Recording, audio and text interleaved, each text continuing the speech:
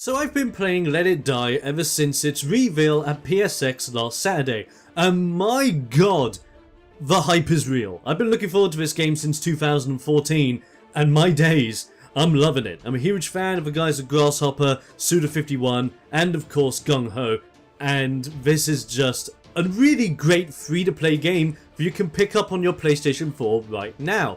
But, in case you are trying it out for the first time, or even if you have been playing it since its big launch, and you may be a bit stuck in some places, or you may need a little bit of a helping hand, I'm here to back you up. My name's TheXploder, and here are some top 5 tips for you guys when you're playing Let It Die! Massive tip for number 1. Do not get attached. Don't get attached to your characters, don't get attached to the loot, don't get attached to anything, because you're gonna die. A lot. And this is also combined with another tip which I'm going to bring in, so make this tip 1.5 out of the 5 of them, and this is weigh up your options. Now what I mean by that is, if you do end up dying when you're out there at whatever level you're at within the Tower of Barbs, you've got to weigh up the options here, because obviously every single time you die you can spend 1 death medal to instantly revive yourself to get back in there and get back to fighting the boss if you're fighting a boss level, or go back to getting revenge on that one hater that tracked you down and killed you with that hot iron that was really friggin' annoying. But you gotta think to yourself, if you are going to resurrect yourself, what do you have on that character that is so important? Is it something you can easily get back? Is it R&D equipment that you've only just bumped into? Is it blueprints that you already have? Weigh up those options, because quite frankly, if it's just healing items and weapons, maybe even a few little pieces of armor that you've picked up along the way, don't bother. You're probably better off dying, climbing back up to that level, beating the living crap out of yourself, and getting that fighter back in the freezer, rather than reviving yourself and potentially wasting a considerable amount of death metal on something that's not even worth it at all. Keep that in mind. Number 2 of the tips that I have for you is mix things up weapon-wise. There are so many weapons in this game, I can't even fathom to tell you what every single one does and all its specific advantages and disadvantages in combat, which is why I'm telling you to mix things up. Because you may be thinking, well, if I'm fighting with a giant pickaxe and if I die, all that experience is gone. Wrong. You see, experience is collected between all of your characters and shared between all of your characters. So let's say, for example, you start out, you're doing really well, and you end up getting level 5 in using light hammers in one of your hands. Guess what? If you die and you end up making a brand new fighter that is back at level 1, that level 1 fighter starts off with that level 5 hammer skill. So hammers are instantly going to do more damage, they may consume less stamina, they may do more damage in rage mode, they may give you bonuses, or they just might give you awesome additions to your already awesome combo setup. So keep that in mind. Obviously some weapons will be better than others, and in many people's minds some weapons may be better for you in comparison to others. So keep that in mind as you are mixing things up, but definitely give every weapon a chance when you come across them in the game. Number 3 is a little tip if you're visiting back to your waiting room on a very regular basis. Sell off your low durability equipment. This can be from armor that you've been wearing or weapons that you've been carrying around. Sell off the ones with the least durability and the ones that you're genuinely not going to use at any time soon. The reason for this is, many if not all of the weapons in the game will give you around 140 to 150 kill coins per sell. And you may be thinking, well, that's nothing.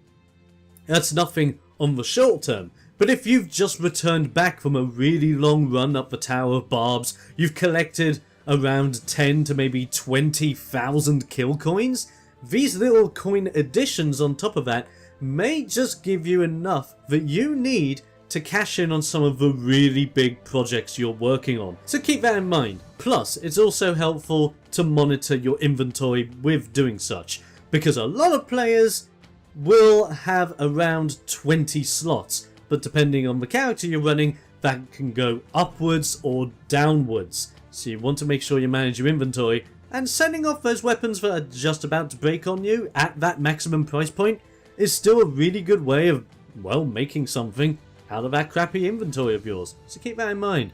Tip number 4 is observe before you strike.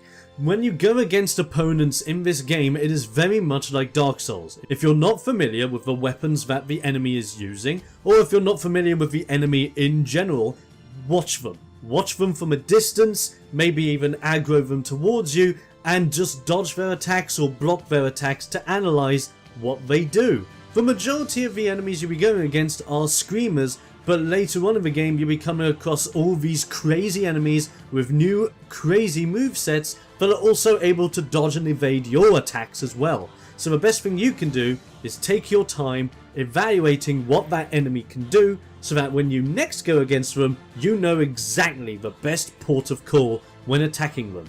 And this also goes for if you're testing out new weapons. If you're used to using one-handed weapons that are quite fast and agile that you can combo in with one another, but then you've come across a gigantic great pickaxe that you wouldn't mind trying out, but you find it a little bit too slow and a little bit too clunky at times, maybe all you need to do is analyze what your opponent is doing, wait until the right window of opportunity opens, and strike them down doing hefty amounts of damage. And number 5, the final tip that I have for you guys. Don't forget that you're playing a game inside a game. That's right, when you're playing Let It Die, you're playing it at an arcade with Uncle Death and a couple of other guys. So occasionally when you're back in your waiting room, just remember to exit out of the game, say hi to Uncle Death and the other dudes, because they'll give you tips, they'll give you quests, and the quests in particular are very, very important. You want to take those quests, complete those quests, go back here to make sure that they are completed, and once they are, you'll be rewarded with some hefty cash and some real good rewards. Why not do them? And you gotta always make sure that you come back every so often in order to change your radio. Because this game has 100 artists from Japan, even over 100 artists from Japan, with all unique songs to this game, all named Let It Die, by the way, which is amazing. And they all deserve a good listen, especially if you're into your rock, heavy metal kind of stuff, like I am. There's a lot of great choices there for you to just sit back and listen to while you're beating the living crap out of people. And with all that said, ladies and gentlemen, very easily done, those are my top 5 tips for Let It Die so far. I'm hoping to have other videos of Let It Die come out in the future because I love this game so much. So I may be doing a review of certain weapons, may even doing a review of the game in its entirety to let you know how crazy it is. Also, I'll be possibly live streaming the game a lot more over on Twitch as well as here on YouTube. So be sure that you are subscribed here and check me out over on Twitch, the link will be down here, so that you guys can be notified when I am live streaming Let It Die.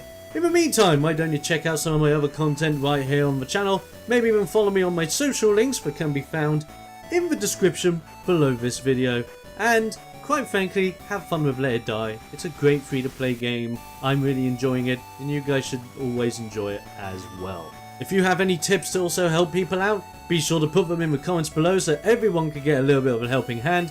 I'm TheXploder right here on YouTube, and I'll be seeing you guys next time. Stay explosive, and remember, the Tower of Barbs has many flaws, but you have one: death.